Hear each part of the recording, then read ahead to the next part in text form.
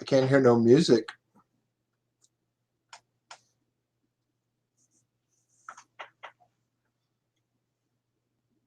Is there music playing?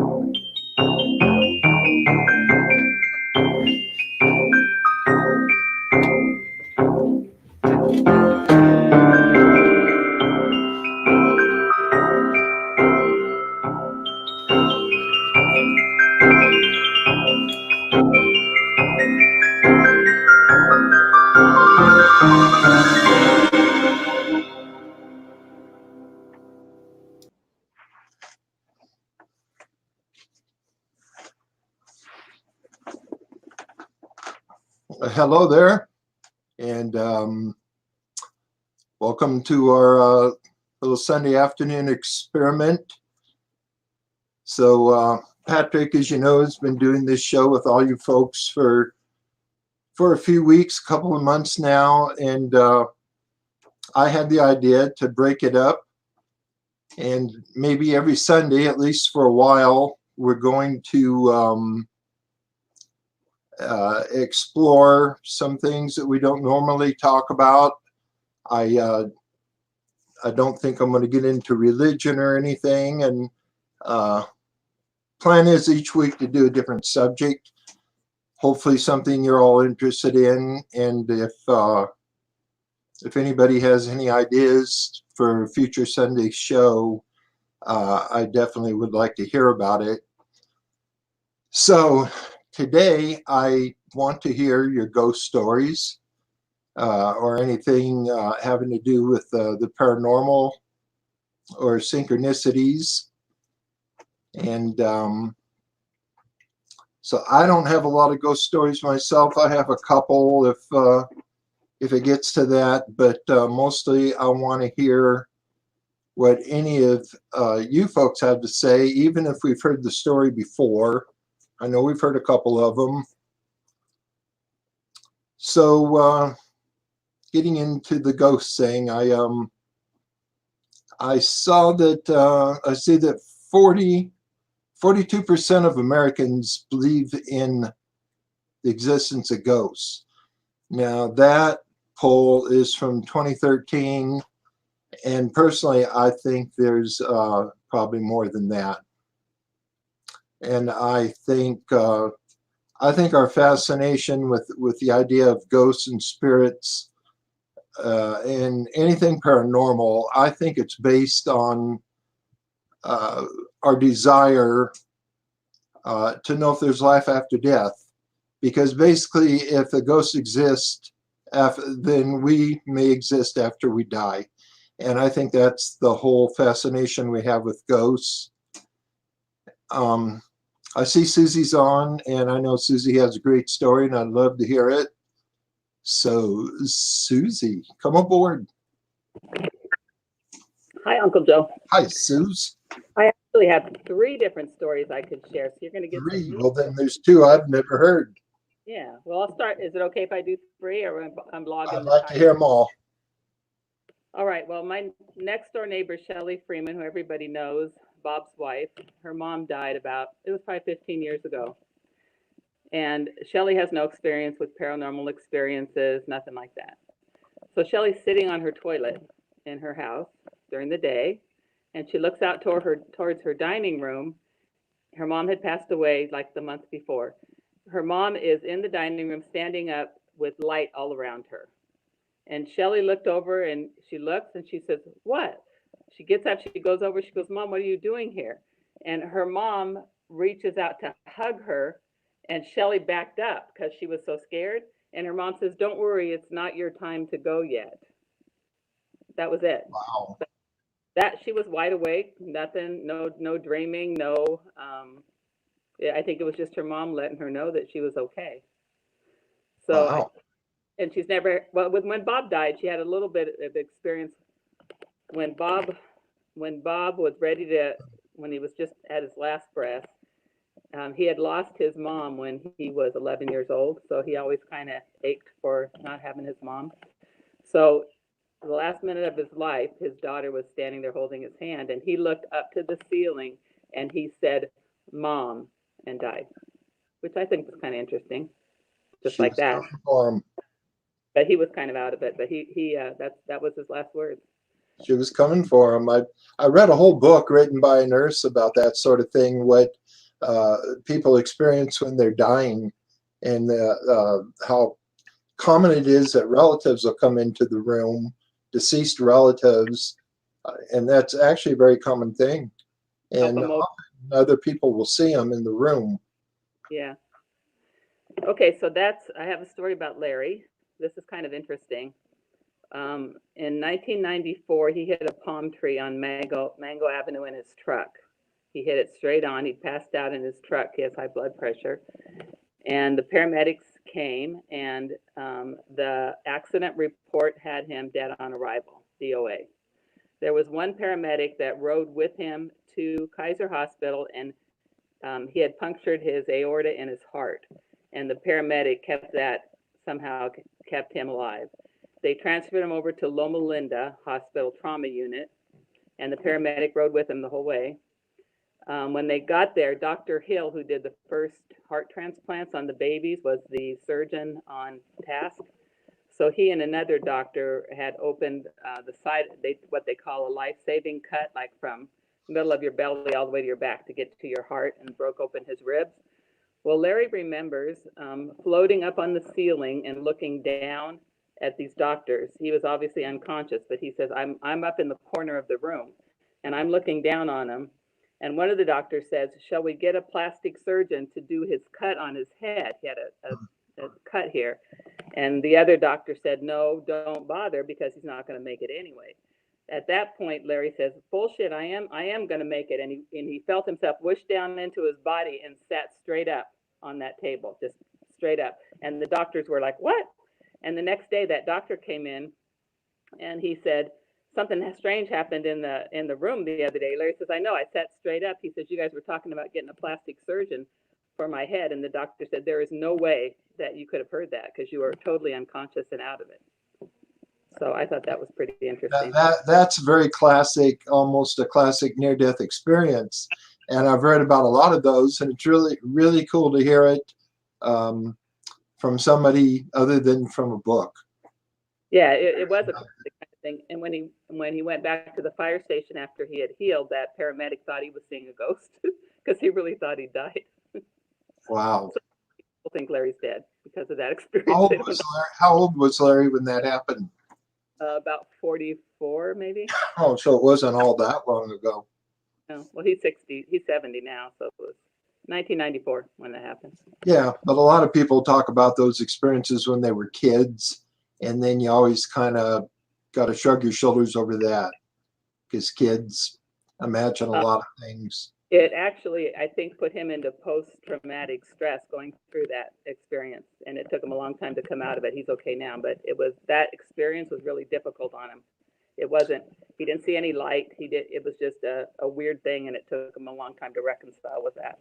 Does Larry feel like he has any special psychic gifts in any way? No, he's never dabbled, nothing like that. The one interesting thing about him, and he would never talk about this, but his mom took him to Crystal Cathedral when he was 5 years old because he had wore braces on his legs for polio. And Catherine Coleman was the lady on stage. I And remember. Hazel, she always told me that Catherine Coleman healed him and that he never wore his braces again after that. He was never expected to walk.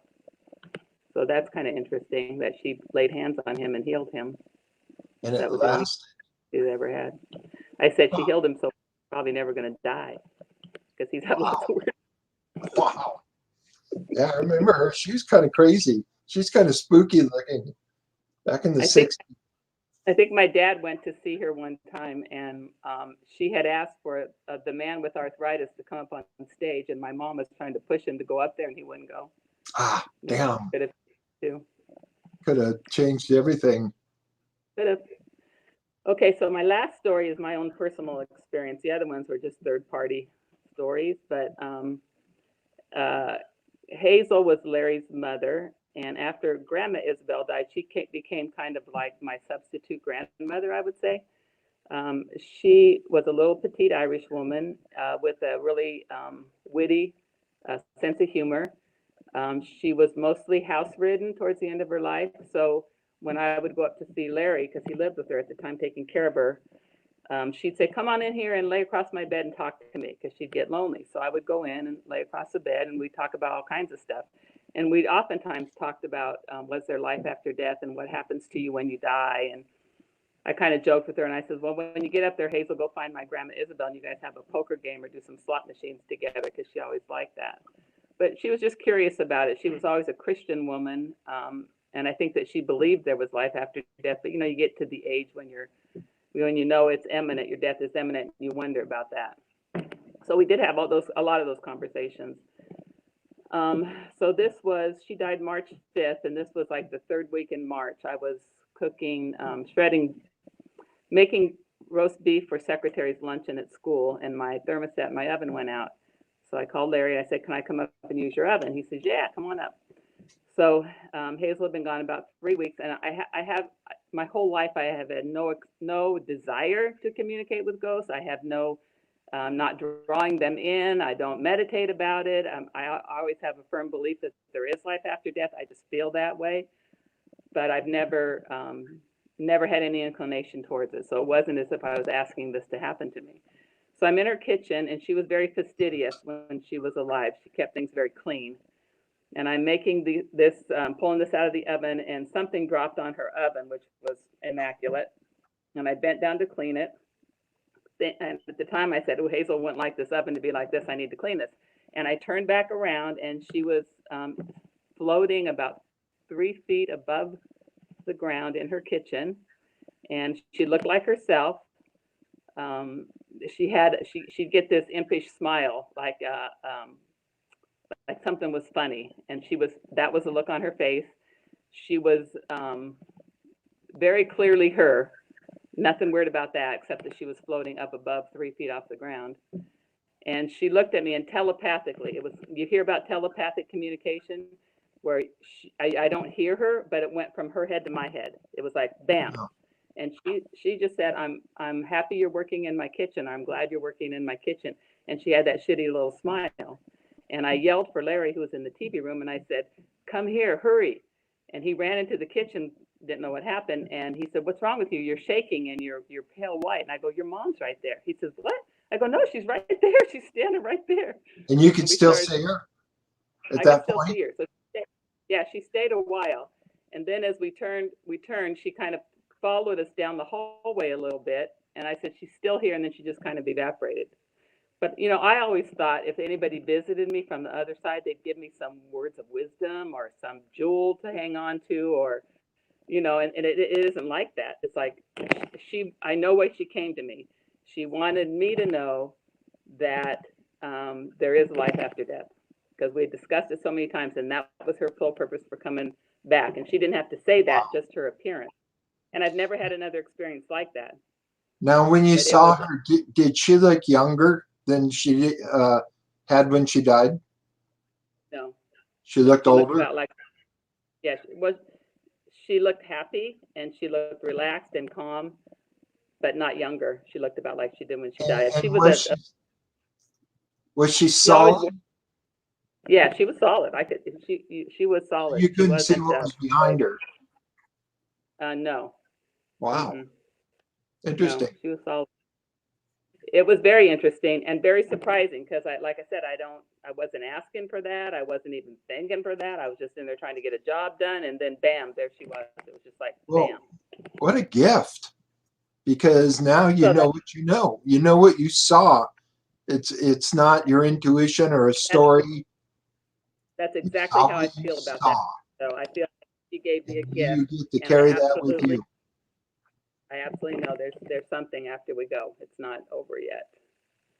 And my son Justin, who's been told a million times that he's probably got a eye for communicating, he has a lot of stories, but I would want him to tell them to you. It's not my place to say, but I told Justin that one time back in the when was it? In the late 90s. I was talking to Justin. It was when I don't remember how or why, but it was on the computer. And it's the last time I've talked to Justin, actually. But it was over 20 years ago when I was talking to Justin, and I told him, I was asking him if he believed in reincarnation. No, I don't know, Uncle Joe. I don't know what that is. He's probably 13 or something. And I remember telling him, I believe you have a gift. And when you get older, I hope you explore it. Just he does. something sense He, about certain people. he calls himself an empath, and he feels things with different people. And he's not real vocal about it because he's not real confident. But yeah, he's had some experiences for sure. Ask him sometime if he remembers us talking on the computer and having that conversation. I'm All right, curious. I'll do that. Jennifer said, Okay. what about your dad? I've never had an experience with my dad. I don't even dream about my dad. Jennifer has more of an experience because I think I don't know. I often wonder why my dad doesn't come back or Grandma Isabel doesn't come back. Like through psychic readings I've had, neither one of them really come back much. I don't know why. One of the psychics told me recently, somebody that these group of women I hang out with, this sometimes we'll get a psychic to come in just for fun. She told me that the reason your grandmother doesn't come back at these kinds of things is that when she left the earth, she went to a much higher level and she just kind of let go of everything back here. She's not as inclined. She doesn't feel the need. She doesn't need to validate anything. She's kind of closer to God, is what she said, which doesn't surprise me.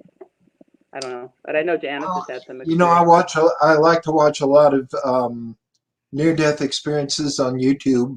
People talking Mm-hmm. about their experience of dying and going to the other side and coming back. And a very common thing that a lot of them say, not all of them, but a lot of them, when they're on the other side, they have no memory of Earth.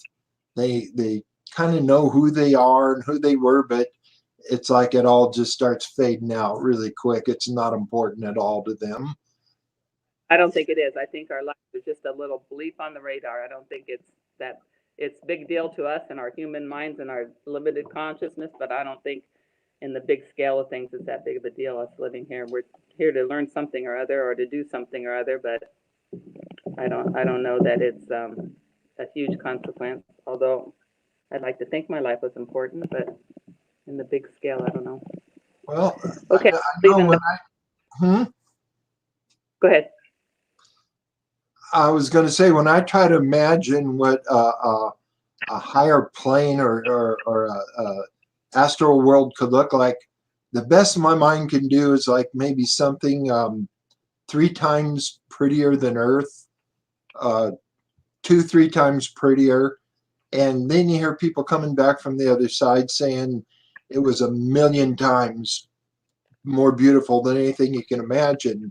Now, I think they're exaggerating. I don't think it's 1,000,000 times more, but but if it's anything close to that, you can see why it would grab your whole attention, and you wouldn't give 2 craps about this concrete You dirt. know, my dad had experience like that, and he shared it with me before he died. When he was a younger man, he had a bleeding ulcer in his stomach, and he'd been taking cortisone from Mexico. And he was working at Kaiser's at the time. They rushed him to the emergency, and the doctor came out and asked my mom, "Is there something he's taking? Because we can't get the bleeding to stop. We're losing him."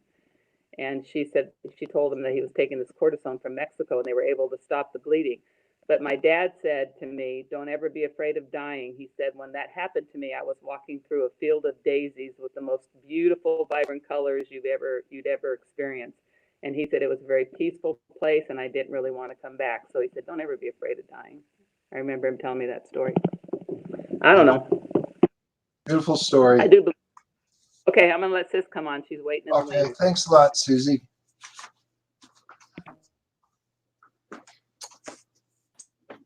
Yeah, that's amazing. Yes. Uh, That's amazing. I don't have anything that specific or detailed. I wished I did. I wish we could all experience something like that. To actually see somebody standing in front of you, that's pretty amazing. Right? I call it a gift. I think it's a gift. If you Yeah. can have that in your life, and you can carry that with you when other people argue if there's life after death, you don't even have to argue it or debate them or come up with proof. You just, well, I know what I know and I know what I saw. Most of us Right. don't have that luxury, but how nice that would be. Right. I always just, I feel like I'm kind of like Justin, like I'm more empathic. Maybe it's because I learned to be that way, as a therapist, but I feel like I've always just felt things, or mainly what I do is I feel other people's feelings, and sometimes I have felt things very, very, very strongly. Sometimes when Carol and I would play around with the crystal ball, I would get visions, or not so much visions as I would feel something, like I could feel a symptom, or I could feel something in my body, and get a sense of who it was about. But I don't know, nothing's ever really been validated that strong. But I did have an experience. Well, I think it was with grandma. I don't know. I was talking to you about it earlier today, Joe.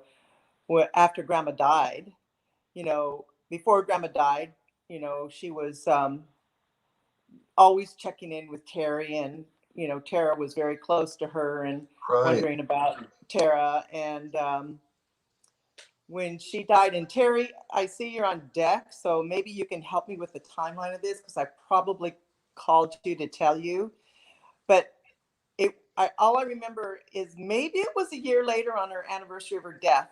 Maybe it was sometime shortly after she died, but it was at noon, and I know she died right around the noon hour. The phone rang, and I answered it, and this weird voice says, "Call Terry." I mean, a gargly, weird voice. I went, "Wow, somebody's playing a trick."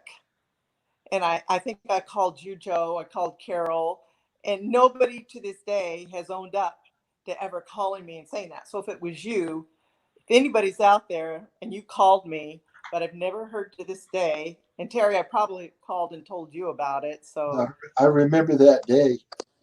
you It remember that day wasn't when I easy. called? It wasn't you. I don't know who it was. No. And my other kind of what I call psychic experiences, I used to have on Horse Run Lane I had a sense of a spirit, would see things out of the corner of my eye. I called him George because I didn't know who it was, but would just sense things out of the corner of my eye a lot. And when we moved over here to Budley Court, maybe it's the electronics, but I experienced a lot of electrical mishaps. And Dean and I would laugh and say, well, somebody's visiting us.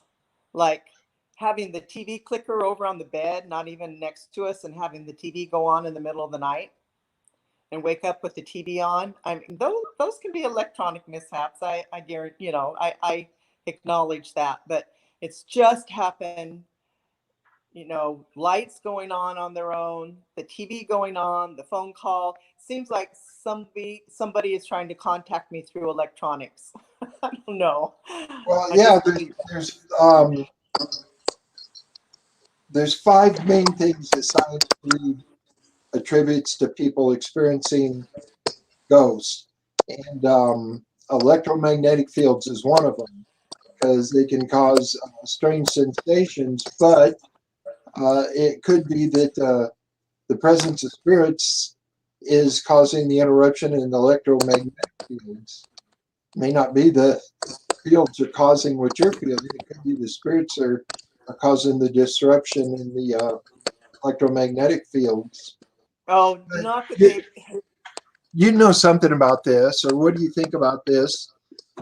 My theory is that we all experience things.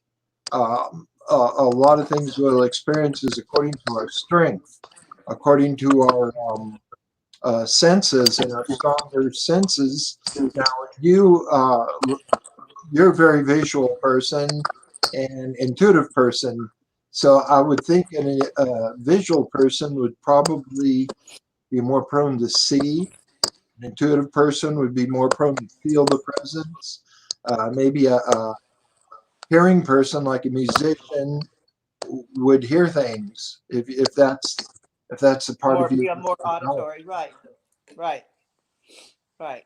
Yeah, I don't know. I'm a visual person, but I can't say that I have ever seen a ghost.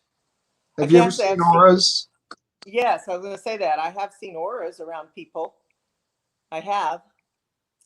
And actually, when I was at Butte College back in the 70s, just when they started dealing with kind of electromagnetic kinds of photography. Kirlian photography? Yeah, Kirlian photography. A friend of mine, we did this study and would look at different things and see the colors around them and how they would change.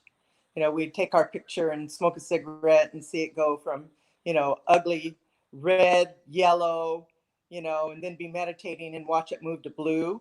You know, so I think there really is something about that. Yeah. I do too. The argument against that is that it's like a heat signature. Right. What's the Right. difference? Right. And why it changes with different attitudes or moods, I don't know. But I wished I had literally had like John or Dale or Grandma or somebody actually literally that I could visually see. But for me, I think it's a lot of when I have one of those things happen, I just have to wait for signs. And then as I get different signs, I'll go, oh, okay, maybe that was them. Give me a sign if that was you. So that's been the bulk of my experiences. Do you Other ever than get a sign? You ever um, get a sign? yeah, like songs coming on a radio and knowing it was their song, different things like that. And I remember sometimes I do stuff through the dream state, so I've had a couple significant dreams. One was a very emotional dream I had when back in the 80s when the first time I went to the Bahama Islands. I I had dreamed before we left of the islands and the color of the water. And for you people out there that have been there, you know how beautiful the water is, how turquoise the water is in the Bahamas. And I dreamed of it with lightning coming down and had never actually, maybe I'd seen pictures, yeah. But when I actually flew over the Bahama Islands and landed, I started having visions of myself running through the streets of the Bahamas on cobblestone, through Nassau on cobblestones, and being barefoot. And I truly, truly believe it was so emotional. I believe I actually lived there. And I love getting that feeling. There's not many places I've traveled, but I have had dreams about different places I've never been to. And then I love going there and getting a feeling that, yeah, that was true. Yeah. It happened to me one time in my life. So I know exactly what you mean.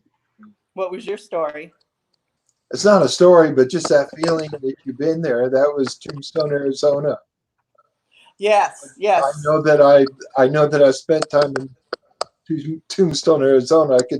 I could tell before I ever went there. I felt that. And I'll tell one of my ghost stories since you're here, and you probably heard this before. Is the Richard Falk? I've told you about that. Anyway, so Richard, who was your mentor, he was a doctor of psychology and a close friend of the family. Now, Richard and I used to go out and have coffee about once a month, and we only talked about two things. We talked about women and life after death, and that was two of Richard's big passions. You know, he was always trying to meet the right woman, and he was very passionate about life after death. So Richard and I would talk about that. Anyway, the very last time I had coffee with Richard, the last thing we talked about, the last thing he said, I followed him out in the parking lot, and he's getting in his car, and we'd been talking about life after death. He recommended a book that was really good, and last thing he says was, well, Joe, I hope it's true. And anyway, as Richard moved away after that, and then he passed away, so I never saw him again.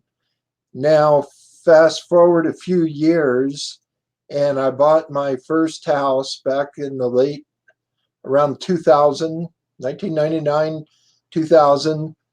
So I bought that house over on Sagebrush Court.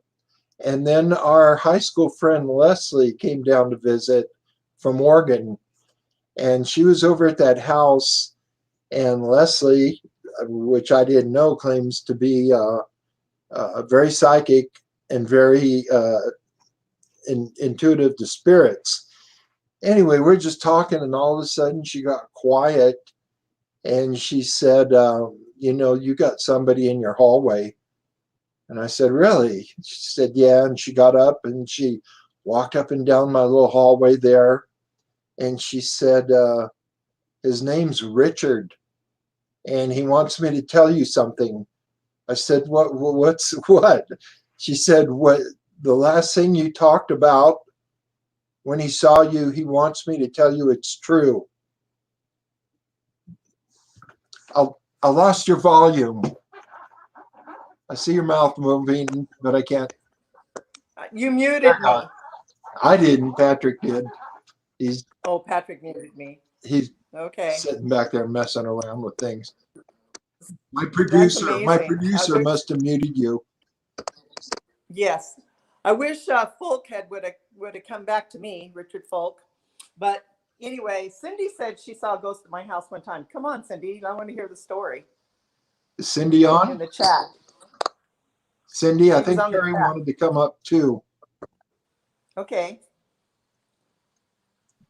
So there's Terry. Hi, Terry. Hey. Do you remember when I had that experience? Do you remember about mom calling? Yeah. Yeah, that was the year I was homeless. I think I was living at the Esplanade House that year. So was it the year after she died? Yes, it was the following year. On Christmas Day? Because I have a memory of it being on Christmas Day. I think so, because, yeah, I think it was, yes. It was Christmas or Thanksgiving. It was one of those. Yeah, I couldn't remember when it was, but I just remember it was a weird phone call. That is weird because it was at a time I was in a bad spot. Yeah. You needed me to call you, huh? I guess so. Yeah. Did you have a story, Terry? Yeah, I wanted to ask you, Joe, that house that Howard and I rented that you had lived in on 19th and Broadway, when you lived there, did you ever feel spirits in that house? Because that Yes. house was very haunted. Yes. All the I time, did. but you know, that was that was my days of experimenting with a lot of substance, and I had a lot of spirit experiences, you know, when you're on certain things, but I don't count them. You know, I've had it out of the body. I've seen spirits dancing. When I used to work in that all night bar downtown, I'd be there at 3 a.m. by myself. There was one time I saw them dancing around, but because of certain things I was imbibing at the time, I don't put a lot of credence on that. Oh, because I that don't house, I had a lot of, that house was rather creepy. It was. there was, you could hear spirits running up and down those stairs, up and down those stairs. I always had thought the them. basement was kind of weird. I I like always the felt basement. creepy going down to that basement.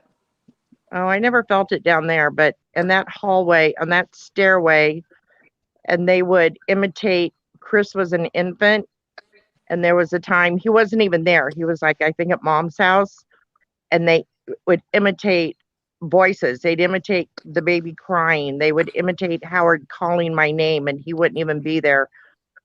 But there was one time I found very, very weird. I was sitting at my dining room table, and Kathy, I think, is watching this. I think she may have been there. And I was talking on the phone, but I had this big dining room table, and when you put the leaf in, it had a middle leg that went on the table, and you couldn't use the leaf without the middle leg. And one day I wanted to put that leaf in, and I started looking for the table leg, and it was gone. I could not find it, searched for a week, and I just gave it up. Somebody threw it away. It disappeared, went into the basement. I don't know, but I gave up looking for it. And one day I was sitting there at the table and I was on the phone, and pretty soon I realized I'm just rolling my feet back and forth across something. And I just didn't even think about it. But I realized after a while that my foot was rolling back and forth, back and forth. And I looked, and there was that table leg just Oh my God. appeared. Just weird stuff. I have stuff disappear and reappear Yeah. in the same place. But then I have another story about Tara's father dying. Terry, can I tell you a quick story about that 19th Street house? Yes. I'll just Oh, tell and you hi, real Noni. quick. I see you're watching. It's not a spirit story, but kind of like that. You know, we were all studying when Joe and I and Lori and Matt, and we were all studying Eckankar, right? At the time we lived there. And one time Matt and I, you know, we would ride our bikes all over Chico. We didn't have cars. We just rode bikes and would ride our bikes up to the creek. And I had a flat tire on my bike, and Matt said, well, let's just ask the master. We were sitting on the front porch. Let's just ask the master to bring an inner tube to us. I didn't have any money. I couldn't afford to buy an inner tube. I said, okay, master, bring us an inner tube. And then we sat out there for about 10 minutes more, and Matt looked up on the telephone pole in front of the house, and there was a goddamn inner tube hanging on the telephone pole. I swear to God. And he, Matt, he's like, oh, there it is. Okay, thank you. He went up and got it. Weird. That's a great story. Yeah. That happened at that Asking same you shall house. receive. What, Joe? Asking you shall receive. Yeah. You just have to believe. Yeah. Okay, I'm gonna go and let somebody else come on here. Unless I think Sharon was Something. on deck. I'd love to see Sharon. Oh yeah, have But- Sharon come on too. Can I tell you one quick story about Tara's dad? Yeah. Yeah. Tara's dad, he was a biker, and he had been literally announced dead in 3 different accidents in his lifetime. And he had a best friend that he grew up with that had died when he was younger. And Tim told me this the night I met him about his death experiences, and that he had, the times that he were pronounced dead, his friend would come to him and tell him, no, it's not your time. You can't, you're not ready to come over. You got to go back, it's not your time. Well, the night Tim met me, and we were drinking and stuff, but he told me as soon as he met me, he said, you're the one, you're my reason. And I was like, your reason for what? He said, my reason for living. I just know. And then he went on to tell me the story that he was always told he could not die yet, that he had a reason he had to go on, but he never knew what it was. And then it just is weird that he always told me I was his reason, but never knew what it was. Then after Tara was born, she was like 4 years old when he then passed on. So Tara was his reason. He was waiting for Tara to He come got around. that in a near-death experience? Huh? Did he get that in a near-death experience? The vision of Well, you? he was. I don't know, but he knew that it was never his time to go. But for some reason, when he met me, he knew I was his reason. Which was it was really weird. And I don't remember, I don't think he saw me or knew, but he knew when he met me that I was his reason. Yeah.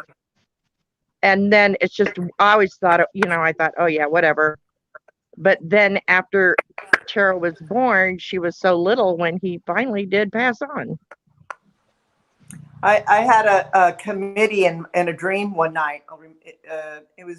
It's been a few years, but I had a committee of people in this dream discussing the reason why I was here on Earth, and discussing. I was so close to remembering it. I was like, okay, I'm going to remember this. I'm going to remember this. And damn, I woke up and I could not remember what it was. Oh. And we all sat around this area in a circle, and everybody was talking about why I needed to be here. It was just clear as if I was in a meeting here on Earth, and why I needed to be here. And I wanted to remember it so bad. And for the life of me, I'm still waiting to hear it. I guess one of these days. That has to do with the whole concept of soul contracts, which is probably one of my most favorite subjects. And I think we should do a show just on that sometime, some Sunday. Okay. Soul planning, soul contracts. Because what you're saying there is actually classic. If you read the books of Journey of Soul and Destiny of Soul. Anyway, he regresses people back to life between lives, takes them back to before they were born, and he'll take them into. They eventually go into these sessions where they are sitting with a group of what they would call ascended beings or wise masters, and they're advising them on their forthcoming life, and they tell them, make it easier or make it harder. You can do more than that, or you're taking on too much. Oh, okay. Do you ever question what our soul contract is with each other? These 10 siblings that all came together in the same family, and then all our extended people. Well, that book is full of stuff like that. A few books out like that. What's the common theme here that we're all together, and what are we striving for? How do we complement each other? I've kind of always wondered that. But anyways, I'm going to head off and let somebody else come on, because I see you probably have people on deck, huh? Susie, Patrick, bring her up. I think there was a couple more too, isn't there? Couple more people? Yeah, waiting. There was Sharon, and then she left. Dang it. She'll be back. It was hard being on deck and watching the show is what I found out, because I kept going in and out of it. But I've had quite a few. I remember being at Aunt Donna's house after Chris died when I was 17 and was staying there. And I've never seen a spirit, but I could feel them. Like, he used to come in and tap me on the shoulder, and he was just always hovering. and I'd have to turn around and say, leave me alone, get away from me for a minute.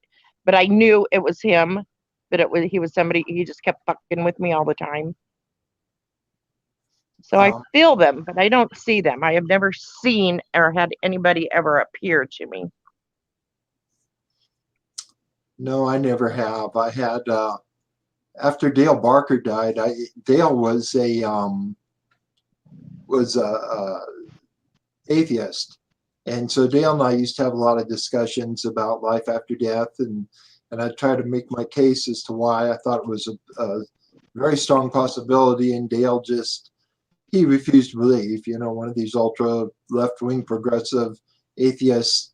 But a few months after Dale died, I had a very vivid dream, and I saw Dale, and he was doing that laugh that he does, and he said, Joe, it's so fucking cool here. And I woke up, and I just remember him saying those words the way that he would when he was excited about writing a new song or something. So fucking cool. Yeah, I've never had anybody come to me. I think because they know I'd be afraid. Because Tim used to tell me, when I die, I'm going to haunt you. And I beg him, don't you dare come back and haunt me. And I've never heard from him other than right after he died. There was some things, but.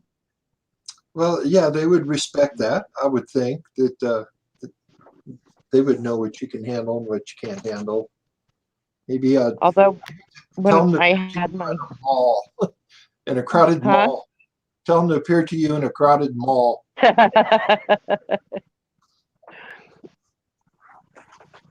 But when I had my sleep paralysis experiment, thing happened a while back. I thought it was a spirit that was on top of me, and I could not figure it out. But then come to find out, it's just a way you feel when you get that sleep paralysis. Yeah, I want to see, but real quick, I just want to say on that, I've experienced that sleep paralysis, and it can be real unsettling because you wake up and you can't move, and you usually feel something on your chest. And science is pretty sure that is sometimes we wake up ahead of the sleep chemical leaving our body. And because when we sleep, we are partially paralyzed so that we don't sleepwalk or move around. And every now and then you'll wake up, and usually that chemical leaves your body as you're waking up. But sometimes you wake up before the chemical and you experience that paralysis. Bring Sharon on. Scared me to death. Okay, I'll let Sharon come on. Thanks, Terry. All right, see you later. Good to see you. I finally got on there. I've been working in the garden. I wanted to say hello to the girls. Oh my gosh, they're gone already. Oh, well, I say hello to me. Well, okay. Hello, Joe. I like that, of course, but I wanted to say hello to Sis and Terry, and just, not have too much to do with the conversation, but I was struggling with getting on. I realized I had to turn off the Facebook mode because there was like a reverb and everything. Yeah. But yeah, I understand what you guys are talking about. But you told me you've had a few experiences. Yeah, I have. In fact, fairly recently. I mean, mine are more. Well, I've had one in particular that was like in the daytime, and I remember it vividly. And this is because it was so rare. Usually it'll be like a dream, or like the other day, maybe about a year ago, my cousin's wife died, and I had never met her. And she was an indigenous American Choctaw lady. I think as full blood as you can get, and an academic. So he writes a lot of letters. I don't know if you've ever seen any of his letters or not, but he gets them published. He's already 90 years old, but he's very bright. And he writes a lot of, liberal political letters. And anyway, his wife died, and she was doing all of his editing and everything. And I sort of got to know her a little bit online, but I never met her personally. And one morning, I woke up, and I don't know, I just was thinking of her, and I felt like in my mind, I saw I felt like I saw her. It was early in the morning, and then I found out that she had passed away that day, and this is about a year ago. So it was sort of like I felt like she came to visit me. I know she did. Recently, another friend's husband died in January, and the same thing applied. In the middle of the night, I woke up thinking of him, and I didn't really know him that well, and I had met him a few times, but that morning when I woke up, I found out he had died in the night. So I felt like, he had, I don't know, he had just said hello to everyone he knows. I mean, I don't know. But one time, this is many years ago now, I was still living in California. I was standing at the bathroom sink, and I had a dressing gown on, a house robe, and I had a brush in my pocket. And this fellow that we only vaguely knew, he was the boyfriend of, anyway, our boy's little friend. It was like a stepfather. It was the boyfriend of this lady, and he had committed suicide, unfortunately, and they were all pretty broken up about it. And I can't quite. It was basically, I hate to say this, but his name was Joe.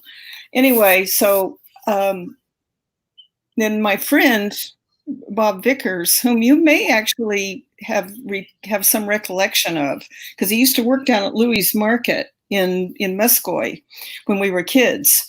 He looked a lot older than he was, but really he was probably only about a year older than you are, because he was maybe a couple of years older than me.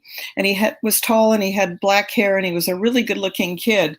Well, anyway, I always was a little intimidated by him because of that. I mean, I had this impression that he was, just like a movie star. But anyway, this Bob had died quite a few years beforehand.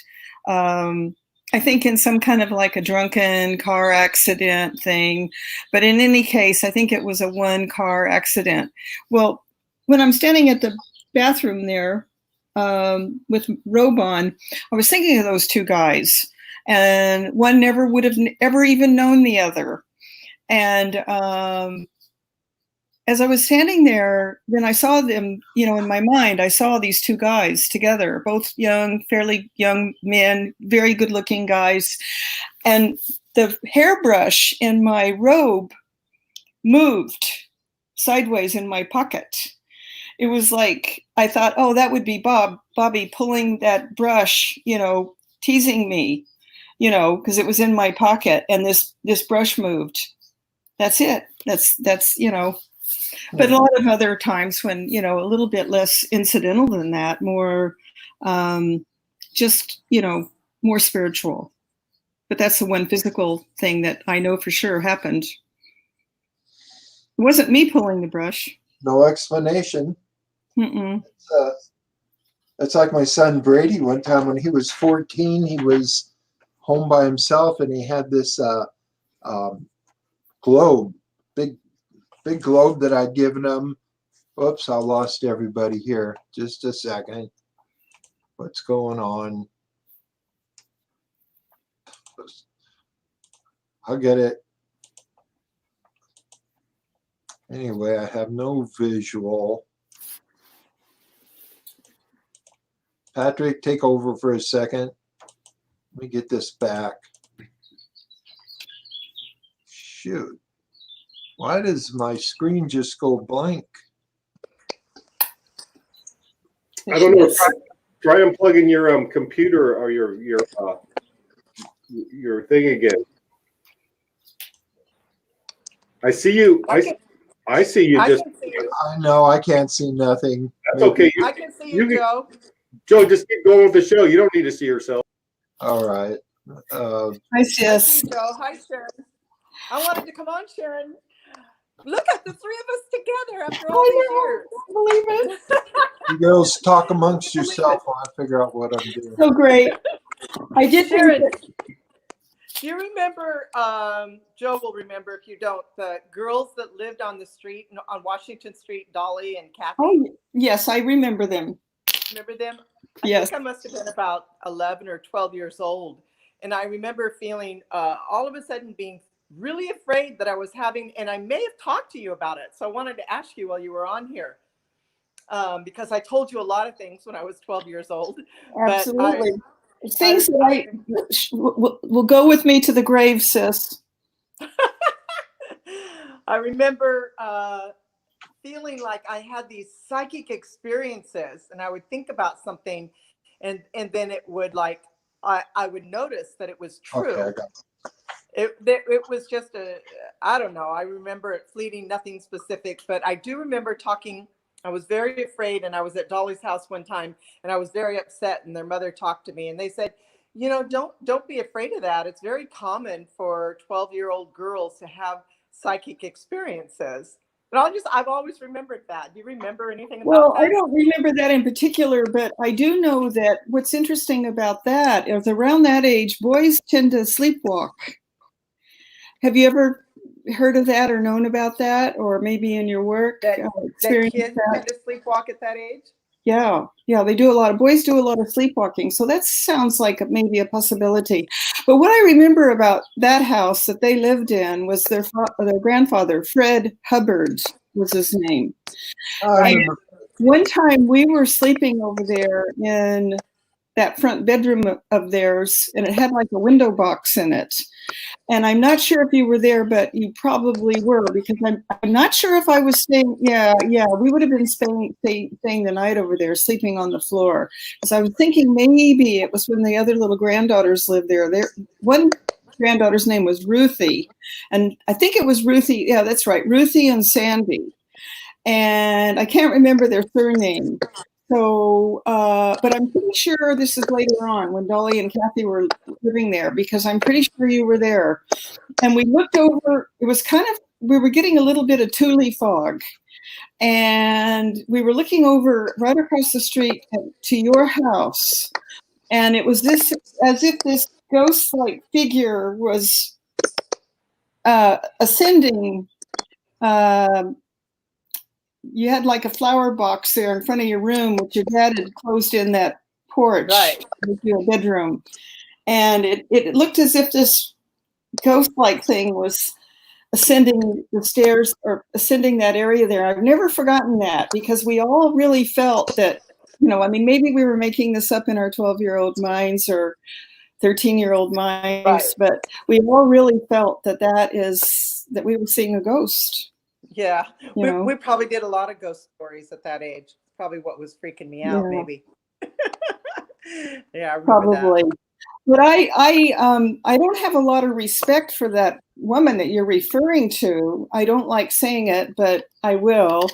I didn't think she was a very nice woman. She certainly wasn't nice to me. She actually encouraged, I know Joe had a big crush on both girls over there, but at one point in time, Joe was a boyfriend of Dolly's, right? And then I think he became a boyfriend of Kathy's. Didn't you, Joe? For a very short period. Both. Yeah. So I mean, he couldn't make up his mind. Big surprise. But She wore my skull. Dolly was a bully, and she was very mean to me. And she loved Sis, and then they sort of took Sis under their wing, and then they sort of semi-aced me out kind of for a while. You know what I mean? I mean, it wasn't anything. It was petty. It was childish. But I was afraid of Dolly, because she wanted to actually physically, fight me type thing. And You know what? I don't even remember them. I remember their names, but I have no visual memory of them. Really? yeah. Yeah, but I would love to talk to you at another time Okay. about our childhood memories of that. Yeah, that time. would be great. I don't I want would love to to do take that. over the show and change the Us to do a subject. whole show on We Washington. probably are. I just wanted to say hello, because I have a hard time getting in on the time frames. But I'll let you guys go, carry on, and just know that, I love you guys so much. I still Take do. care. I always Good to will. see you. Let's Always talk have. again. Okay. Bye-bye. Bye-bye. Touch. So I'll let you go too, Joe. I wish you well on your new program. Are you going to be doing this once a month? Maybe every Sunday for a while. Okay. See how it goes. Going to try some different subjects. Good seeing you, Sharon. There's Susie. Hi, Sharon. All right, hon. I'll let you go too. All right. Bye-bye. Take care, you guys. Thanks for taking me on. Bye-bye.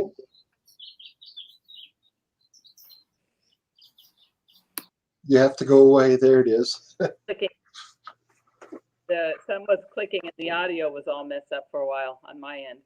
I remembered another story I wanted to share. It's pretty amazing, actually. And it was a third-party story. But, you know, my sister Maggie had 2 bone marrow transplants at City of Hope for her lymphoma. And my brother David was the second donor that actually saved her life.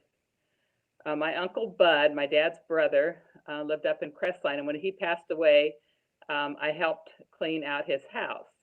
And the neighbor across the street came over and gave me this suitcase. And he said, Bobby's great-great-grandmother has a nightgown in that suitcase. I go, okay. And he said some things that were important to her. And I said, all right. So I just brought it home, put it out in my garage room and I didn't even go through it. Didn't think much about it.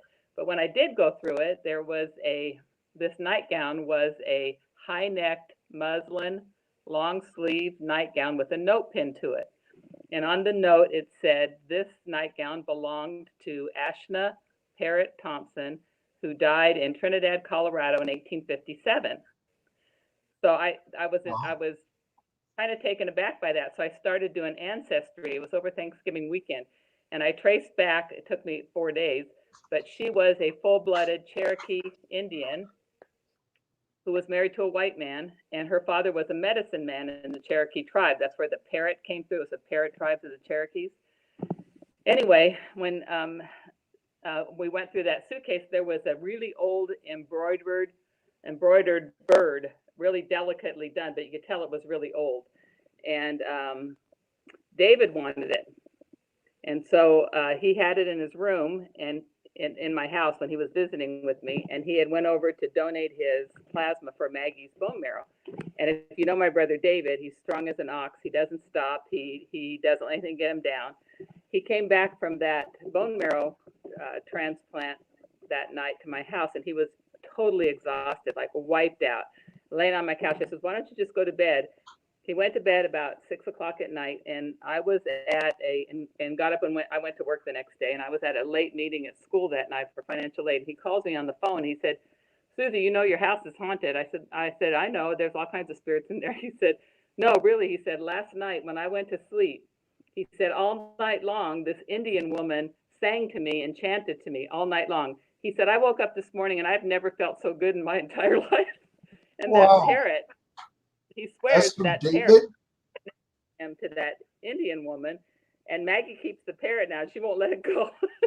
Maggie says, I'm holding on to this parrot.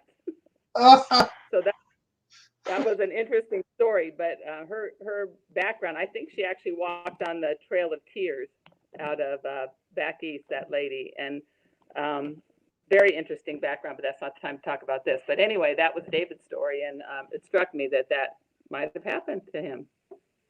Anyway, that was all. Thought I'd add another story to your. Oh, I wonder how he heard that. If he saw anything or just dreamt it, or He said he heard her all night. He didn't say he saw her. He said she lay in bed next to me all night long and chanted to me. And he said, when I woke up, I have never felt better. I'll be darned. I don't know. It was interesting. Okay, I'll let Janice come on now. Bye-bye. Hi. Hi, Janice. No, that was an unbelievable story. I've had lots of things happen to me, but I wanted to get on while John and Yvonne are still there from Scotland, because this kind of has to do with their dad. And it was, you know, I've been to psychics maybe 6-7 times in my life, and I don't recall anything great of them telling me anything, but I was at a real low time in my life in San Bernardino, and Pat was living in Chico, and I went up to visit my girlfriend who I'd worked with at the radiology department in Yucaipa. And this other lady had been replacing me after I left, and she wasn't there that day, but the girl that I worked with, the technologist, she was really into psychic stuff. She was always going to fortune tellers, and she said, "So you got to go see so-and-so, the lady that works here." and she does tea leaves. And I said, oh, I didn't really care. She says, no, go on up and see her. And I remember it was a very dark, rainy day in November, and I drove up, and she lived in a mobile home, and she was a big, tall lady like me. And so she said, I want you to drink this tea. And she had tarot cards, and I'd never been to a tea leaf reader.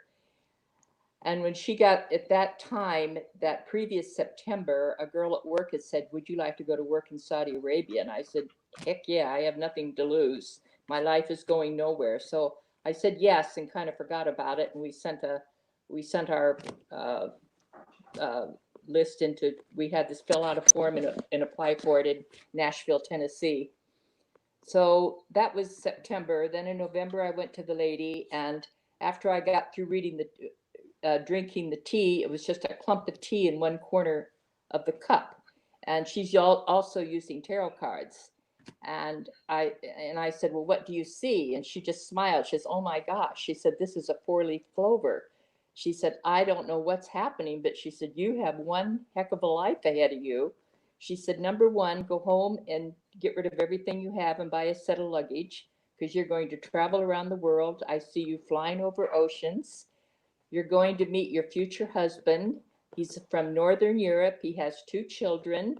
And she went on everything. She described a black evening gown that I would be wearing. I had a black Marilyn Monroe pantsuit I used to wear a lot. And of course, I took that with me in the end. But anyway, when I think about it later, she described so much of my life. So I felt good and went home and forgot about it. And then about 2 weeks later, the phone rang at work, and I was having a really, really tough time. I was really depressed, really down. And I said, dear God, let something happen to my life. That night when I was praying like that, I was in a severe depression. And the next morning at work, the phone rang, and it was Nashville, Tennessee. And they said, are you still interested in going to Saudi Arabia? And I said, yes. And the story ends there. And everything she predicted came true. Everything. So I thought that was really remarkable. Janice, was that a German lady spoke with an accent?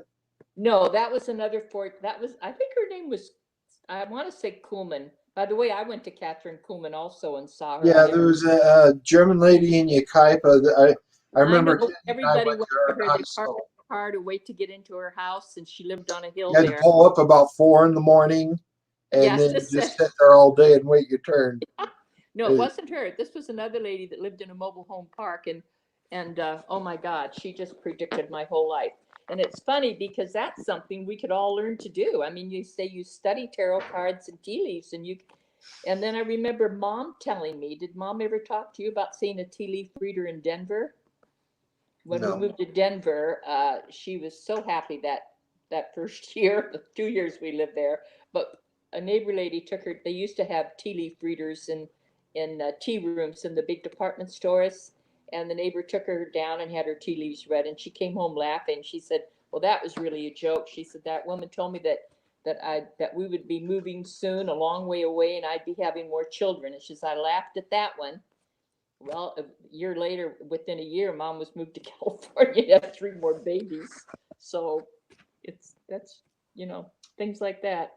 Well, I remember going to that German lady in high school, and I was pretty amazed at the things she told me. However, looking back on it, being that I was young, I'm not sure how much I gave away, which would allow somebody to do a cold reading. If I had kept my mouth shut and everything she told me actually came true. And but I don't remember keeping my mouth shut. Wasn't she quite old and she looked mysterious? She played the role and she had a crystal ball. I went to her one time and I don't remember anything coming out of it. She was pretty amazing, but I could have gave her everything. Yeah. I was probably 17 years old. I probably, and then I want to do this. Do you think I'll ever do it? Do you think I'll ever do it? Because I really want to do it. Yes, you're going to do it. That's probably how it went down.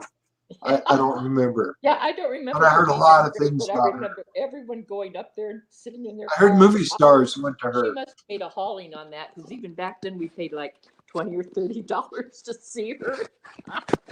Yeah. Yeah, it was like a week's wages or something. Yeah. But anyway, yeah, I have a lot of stories, things that happen. I've never seen a spirit, but I'm like Terry, I'd probably be afraid if I did see one. So maybe that's a good thing. But I wanted to share that she predicted my whole future, and it was exactly what she said. So I'll bow out if someone else wants to come on. I think Jennifer was on deck as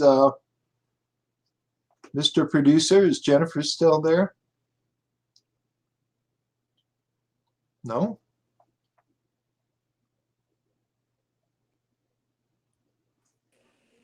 Susie? I have one more. One more. Terry Okay. Go for Terry, it. I want to tell this story because it is kind of interesting. When Austin died in Huntington Beach and Maggie had his memorial service for him on the beach, they let go a lot of blue and white balloons. The balloons. God, I remember that. That was on video, wasn't it? Yeah.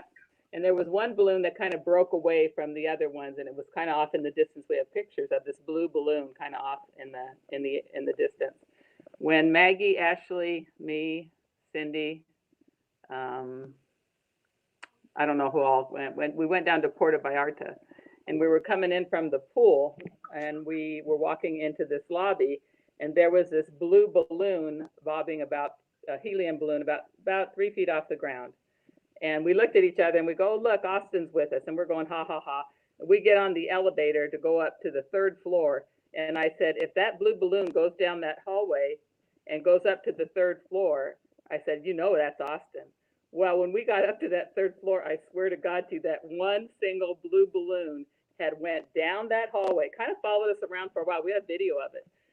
Went down that hallway, up 3 floors, and was flying off the balcony where we stood and watched it. Now, how does a balloon with helium in it that's on 3 feet off the floor automatically go up by our bedrooms, by our rooms? There it is. There's proof of life after death. So we think There absolutely it that is. wanting to join us in our festivities. Okay, I promise I won't come on anymore. Goodbye. Jennifer and Lisa. Oh, bring them on. Right. Let's have 2 more. Then we'll wrap this baby up. Hey, Jennifer. Hi, Joe. No, I went to Mrs. Kellerman. I was pregnant with Lisa, or Oh, man, that was that. Yes. yeah, Mrs. Kellerman, and I think Sis went with me. I was just married to Bobby. I don't even think I was pregnant yet, and we waited, like you said. We got there at 4 o'clock in the morning, stayed all day long, and right before I was supposed to come up, she came outside on the porch, went like this. She says, I can't see anybody anymore, then pointed to me. She says, you come back tomorrow. I have something to tell you. So I did. I came back in the morning, and she took me first and took me into this room. And at the time, I was really worried about my dad. And she took me in this room, and she says, don't worry about your father. He's all like this. Now, she didn't know anything. She says, he's all like this and like this. She says, but don't worry, he's going to live a lot longer. And he was probably in his 40s then. And then she said, and you're going to have a little girl. She's going to be like you from here up and her father from here down. And she said, you're going to have houses with many, many rooms. And that's before Cindy and I started cleaning houses for American Housing and Leadership Guild. She also told me, if you're taking birth control pills, get off of them because they're going to hurt you. And I ended up having to have a hysterectomy. She was an amazing woman. She was a Catholic woman, so that could have been just the birth control. She figured somebody at my age was taking them. But when she told me to come back, and that was my main concern, was my father, and she just bent over and put her head down just like Dad used to do, and it just kind of blew me away. But that was Mrs. Kellerman in Yucaipa. And I think Sis was with me. If Sis is still on there, she can comment on that too, if she remembers that. But I'm surprised you went to her too, Joe. Me and Kenny did. We were teenagers. Do you remember what? Must have Do you been in remember the what? Do you remember what she told you? Yeah, but like I said, I think I probably gave it all away. I mean, a true psychic, you wouldn't have to tell them anything, right? You just sit there and Right. Yeah, that's true. Well, I really don't have any. I already told you the Lisa story and Bobby, so I'm not going to get into that again. But when I was taking care of Lester, the guy, the Toyota dealership that I was taking care of him for years, right before he died, I was laying in the bed next to him, and he started pointing to the window over by his television. I said, "What's wrong, Lester?" He says, "Tell him to leave." I said, "Who?" And it was three of his best friends, and he called them by name that had passed on like 2 or 3 years ago. He says, "They want me to go, but I'm not ready yet. Tell them to leave. Just tell them to get out of here." And I thought that was pretty strange. Wow. How much longer did he live after that? About 3 or 4 days. Oh. That's a very common thing. I've heard that too, that you start seeing things. Well, those are my stories, so I'm going to get off and let somebody come up. I know Lisa wanted to come up, so let her. Do one more. Hi, Lisa. Hey, Dad. My So you guys beautiful were daughter. talking. You were talking about those soul contracts, Yes. and I know you are probably ready to go soon, but I was just wondering if you did any more research into how we knew each other in our last lives, and think it was we knew each other, and then you and Brady or Byron, I can't remember. No, I don't know how to research that because I don't trust psychics. I'm not capable of being hypnotized. I've tried 2 or 3 times in my adult life, and I cannot go under. If you can be hypnotized, that'd be a good way to do it. I don't know if I can be hypnotized. It would be interesting to find out. But no, I think you were using the pendulum. Yeah, and the pendulum is very interesting, but I would never count on it as a factual or a real reliable source. Anyway, one more little point I'm going to make before we wrap this up. There you are. I thought you left. Nope, still here. No, I would love to know. I would love to know all that. You know, if any of us has known each other in past lives, and they do say that souls tend to stick together in families. So if your family was somebody and you're close with them, then you've probably been family with them in another life. I think Becky might have been my mother in another life because she was always so much wiser than me. I could see that. Becky's always been very motherly. She taught me how to raise her. She was the best at raising kids. Yeah, she's always been pretty motherly. I've always felt that kind of connection with her. Very In a wise. weird way. All right. Well, This is about all I got on this subject. One point I saw when I was researching that I thought was interesting that I'd like to get out there is that funerals started in ancient societies as a way of ensuring that the dead spirit would not come back and haunt anybody. So that was what the whole funeral rite was, going back God knows how long, which I thought was kind of interesting. That is kind of interesting, considering that there's so many different ways that people bury or get rid of the bodies and or prepare them to move on to the next life. So that's kind of interesting.